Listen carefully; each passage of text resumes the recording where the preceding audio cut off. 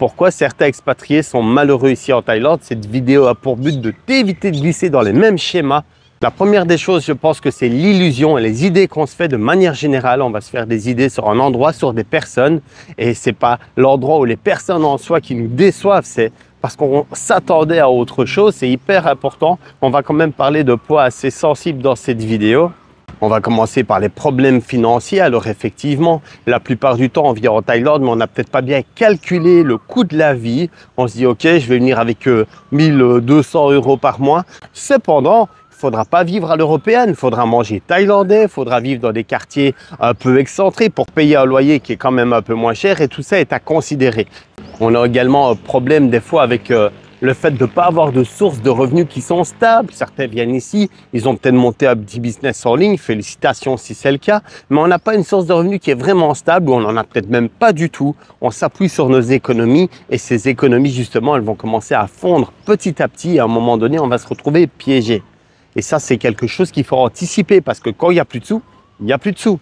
Certains finissent même malheureux parce qu'ils vont glisser dans des relations amoureuses, mais des relations amoureuses qui vont peut-être pas leur convenir. Ils arrivent ici, ils vont rencontrer une jeune Thaïlandaise, enfin une jeune, peut-être un peu plus jeune qu'eux. Et qu'est-ce qui va se passer? Ils vont se mettre en couple, ils vont peut-être se marier de façon un peu précipitée, et puis là, ils vont devoir assumer la famille élargie. Peut-être que la nana, elle avait un enfant, ou en tout cas, elle a des parents, il faut y prendre soin, etc.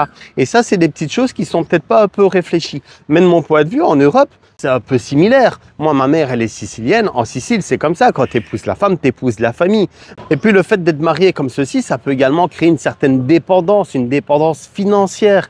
Parce que la plupart du temps, le farling qui vient et qui se marie avec une nana, si c'était peut-être une fille de bar, ben, elle va peut-être aller arrêter de travailler dans les bars, mais il faudra quand même l'entretenir. Et ça, c'est pas négligeable. Maintenant, il y a encore d'autres points qu'il faut considérer. Parce qu'en parlant des bars, ça sous-entend qu'il y a des sorties. Peut-être qu'en tant qu'étranger, on va faire beaucoup de sorties et à un moment donné, qu'est-ce qui va se passer? On va tomber addict à l'alcool, on va tomber addict à la drogue, on va commencer à faire des sorties et à avoir un mode de vie un peu plus nocturne. Alors, il y en a à qui ça convient très bien, mais j'en connais, j'en ai rencontré quelques-uns qui vont prendre des substances pour tenir le coup comme ça toute la nuit. Et personnellement, c'est vraiment quelque chose qu'il faut éviter. L'alcool, à la rigueur, un verre de temps en temps, pourquoi pas? La drogue, c'est à bannir, c'est à proscrire, ça peut pas être acceptable. Et ça aussi, finalement, ça va rendre des gens malheureux de tomber dans des vices, finalement, des addictions, ils pourront peut-être plus s'en passer. Mais il n'y a pas que ça, il y a également l'isolement social. On a peut-être des fois un anglais un peu approximatif et on se dit « Oh, ça va passer ». Ben, l'anglais approximatif, il va pas passer vraiment à chaque fois.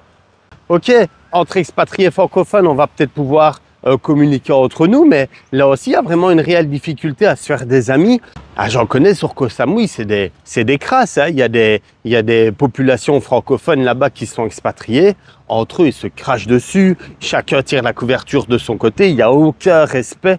Ça concerne peut-être pas tous les francophones de Koh Samui, peut-être juste 95%, mais c'est déjà énorme. Maintenant, si tu veux te faire aussi un cercle social des amis, mais d'un point de vue thaïlandais, ben avec un anglais approximatif, ça va peut-être pas être évident. Même si toi, tu as un bon anglais, est-ce que les Thaïlandais ont un bon anglais? C'est une question que je me pose. De manière générale, je pense que l'idéal, ce serait d'apprendre le thaïlandais. Alors moi, j'étudie le thaï depuis un moment, ma copine me l'enseigne, je vais à l'école également.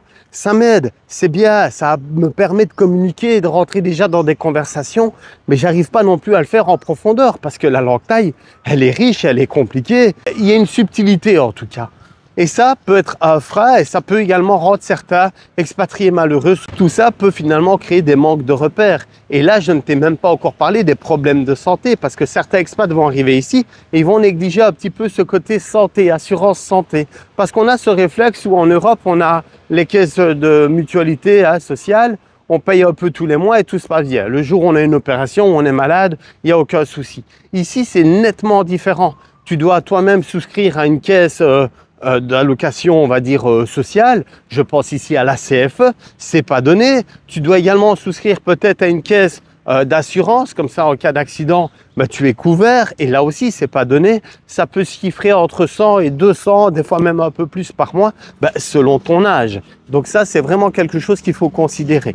C'est pas rare que certains expats font des appels à l'aide pour obtenir un peu d'argent. Ils font des cagnottes parce qu'ils doivent payer des frais de santé. Ils n'y arrivent pas. Et ça peut se chiffrer en dizaines de milliers d'euros. Et ça peut aller très, très vite. Ce qui est aussi malheureux, c'est que des fois, certains n'ont simplement pas les moyens de prendre soin de leur santé. Ils négligent un petit peu. Et puis, à un moment donné, qu'est-ce qui se passe? Eh ben voilà, on arrive à un stade de non-retour et on arrive à 60, 70 ans et on a déjà des graves problèmes de santé. Et ça, c'est très mauvais également. Il y a également tout ce qui est visa de manière générale. Certains vont s'appuyer sur des visas de travail ou sur des visas de mariage. Mais on a vu que les relations pouvaient éclater d'une manière ou d'une autre. On a vu qu'un boulot, ben, c'est comme en Europe, ça peut être perdu d'un moment à un autre. Ton employeur, il peut fermer sa boîte. Si même toi, tu t'es lancé comme indépendant, peut-être que ton business, il va pas tenir. Et du coup, qu'est-ce qui se passe? Tu perds ton visa de mariage, de travail. Et du coup, tu ne sais plus rester ici, tu es embêté.